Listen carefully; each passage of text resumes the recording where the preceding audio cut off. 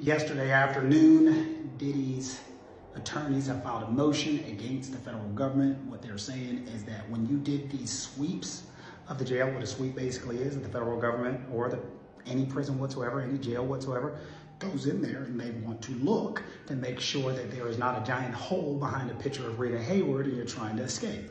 So the federal government did a pre-planned sweep, supposedly, of the housing unit that Mr. Combs was in. And while they were in these housing unit, what is that?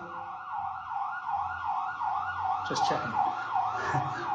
During this sweep, they said that they went in and they went into Mr. Combs' private effects and they took some personal information, his personal notes, and they used some of the information inside of these personal notes during his hearing. So his lawyers have said, we got a problem with this. How'd you get these personal notes? So there's a couple of things you got to understand. One, an expectation of privacy. You have an expectation of privacy in your area searched. Unless you're in a fucking jail, you don't have a very large expectation of privacy in your area searched.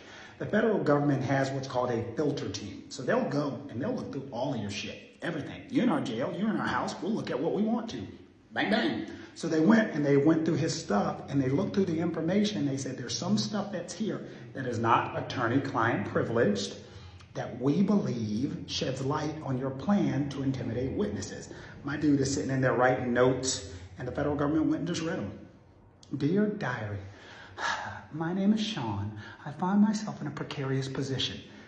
Attorney-client privilege is just that. If an attorney has a conversation with his client, that information is privileged. Nobody's allowed to look at it. The federal government's not allowed to look at it. So what a filter team does is they go and they read and they make sure this is not attorney-client privileged information. It's the same way if they get a wiretap on your phone. Believe it or not, what happens with wiretaps, there's a dude, Judy, Time Life Book, sitting there listening to your conversation. And the second something attorney-wise comes on, they got to cut off.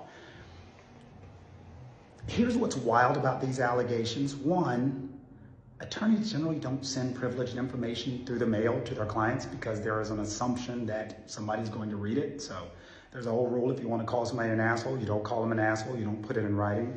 Number two, when looking at discovery, discovery is the information that the federal government intends on utilizing against Mr. Combs. That information, you're not allowed to usually give it to federal clients. You're not allowed to leave it with your clients. Why can't you leave this discovery with your clients? Because one, you got to take your big ass down and go to the jail and go over it with them. Two, you don't want to leave it with them because it has witness information, witness names in it. And sometimes these clients will contact witnesses when they